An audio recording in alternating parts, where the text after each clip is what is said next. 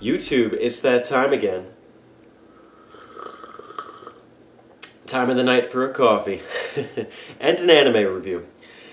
I've been holding out for a while, haven't watched some anime since Yu Yu Hakusho. I was trying to find the right one, and I took some suggestions from my friend the Completionist, and he has some good ones, but I also, in the moment, wasn't going towards those, so I took another strategy, and I looked up a few names associated with Yu Yu Hakusho, and the artist for the manga series also made the art for Hunter x Hunter.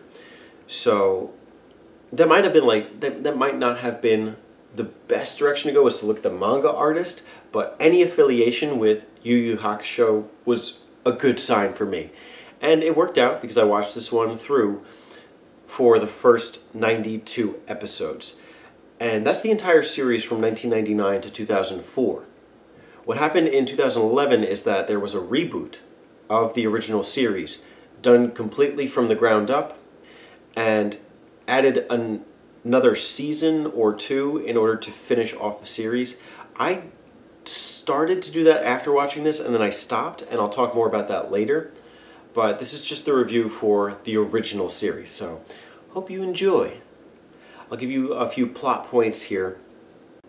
Essentially, this is a show about a boy, Gon Freaks. Gon, it's not Gon, it's Gon. And he grows up on a fisherman's island, very rural, separated from the urban society that we typically think of the world as. And he is kind of sheltered. You know, his aunt is the one that's taking care of him. His mother is passed away, and his father is a hunter, and that's all he knows about the father. And he goes out into the world to follow his footsteps, and each of the seasons brings him closer towards that inevitable goal. Not necessarily of finding the father, but chasing a destiny as a hunter, because it's the life that he knows. He grows up in the wilderness, and it's almost natural, it's unavoidable. The seasons are pretty interesting. Some of them are shorter than others. There are two major seasons, maybe three. The first one is the departure from the island, where he meets a couple of important people later in the show. Leorio, who is a doctor in training, but also needs to become a hunter to become like the best doctor in the world. Kuraka, whose family was murdered by a criminal organization known as Spider. And when I say family, I don't mean just like mother, father. I mean like an entire tribe of people, and he's the last one. Those are two major key players in the story. There's another one that joins the group, but I don't want to say too much. I will tell you that that character appears in the next saga, which is a hunter tournament. And in the tournament, what happens is a lot of potential hunters get to try out to see who can become a hunter through a series of stages and tests. And what I really like about this is that up to this point, only about like 10% of the episodes were even fighting related. A lot of it was focused on other tasks and adventures, but not so much on fighting. And what I really like about this concept is that it shows that being a hunter requires more than just being able to fight. Unlike Yu Yu Hakusho, which was more about strategizing fights, this one has some of that, but it's not afraid to mix up the formula. There are two more sagas, one in which the Spider organization manifests in the society, and another where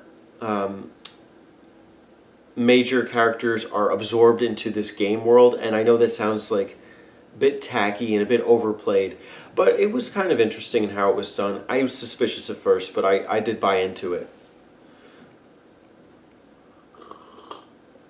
So, all in all, I am a fan of the plot.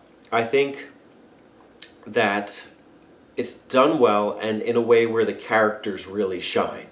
Every one of them is enthusiastic and has this kind of energy to them. Maybe not like they're all enthusiastic, but they all have this kind of like, they all have character. Characters got character. That is so important to me when I watch a show, is that they're animated. Man, I'm just full of it today. So I do look at plot as a big thumbs up for Hunter x Hunter. Character development, this series has one of the best antagonists that you will see in an anime. Hisoka is the Joker, and a bloodlusting one at that, almost like a Macbeth.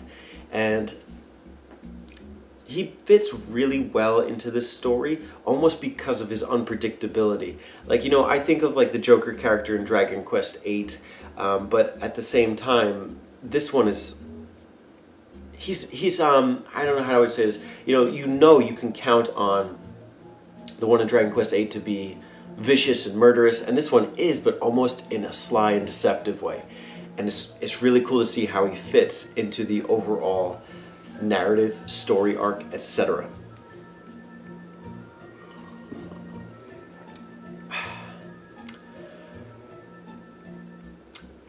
Plot, character development, and in general, just the sense of adventure, the sense of going places and experiencing all these worlds vicariously through each of the characters' actions and tasks, and seeing who makes it out of this hunter test.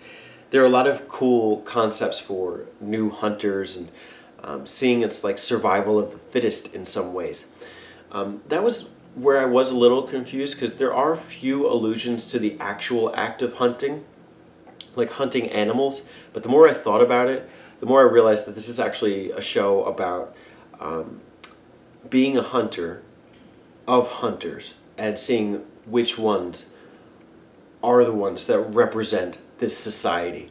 And in many ways it like pits two heads against each other, the hunter and the criminal in the spider organization or the hunters organization.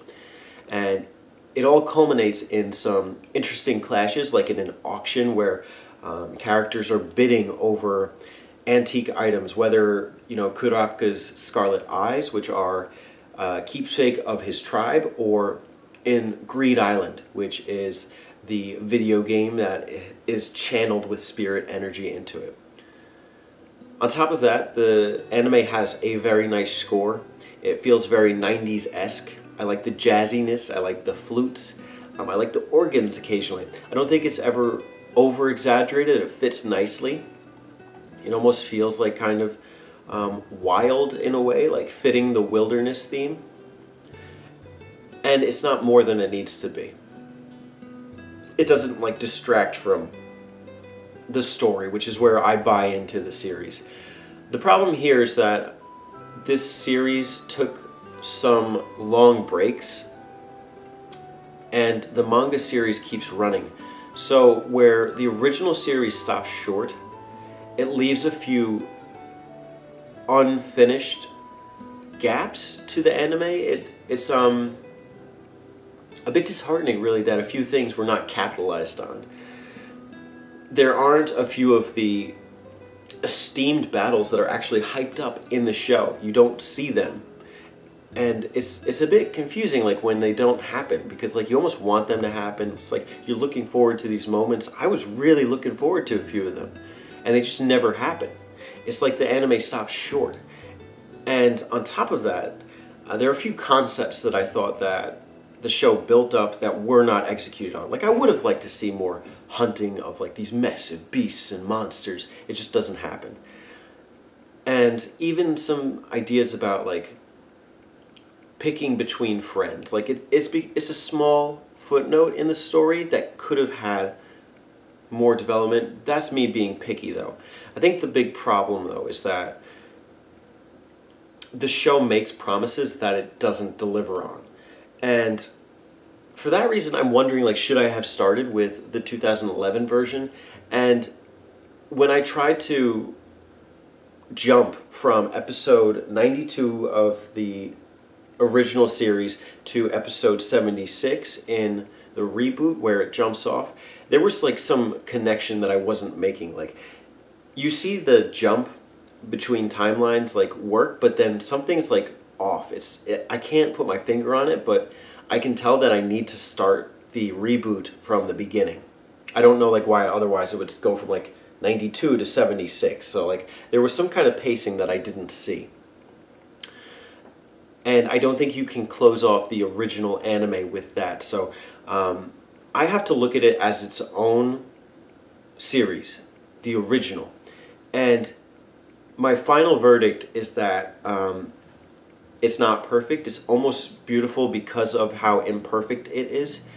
And that it's just a strong, adventurous kind of show where it's not all fighting, but the fighting is pretty good too. And it does keep you on your toes. I really bought into it. Like the Thanksgiving break, I watched 50 episodes. That's like 5 days, 10 episodes a day. I was loving it.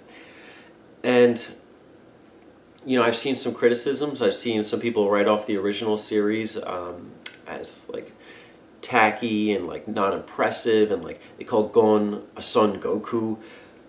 And okay, that's an obvious comparison, but I don't agree with that either. I think there is more to Gon than a simple write-off as like an anime trope. I almost look at Gon as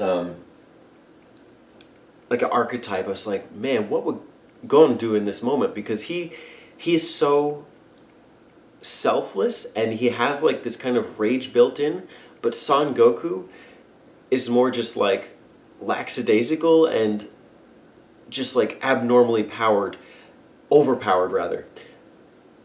But this is not just a show about Gon. It's a show about him. It's a show about Kurapika. It's a show about Leorio. It's about Hisoka. It's about Killua. All these characters and their branching storylines. And seeing how they intersect in between seasons is the beauty of it. So I really like the stories. I like how they intersect. And yeah, you don't get some of what could have been awesome. But overall, I mean, this one is pretty good. It depends on your taste, though. If you're a 90s kind of person, I think you'll like it. I liked it.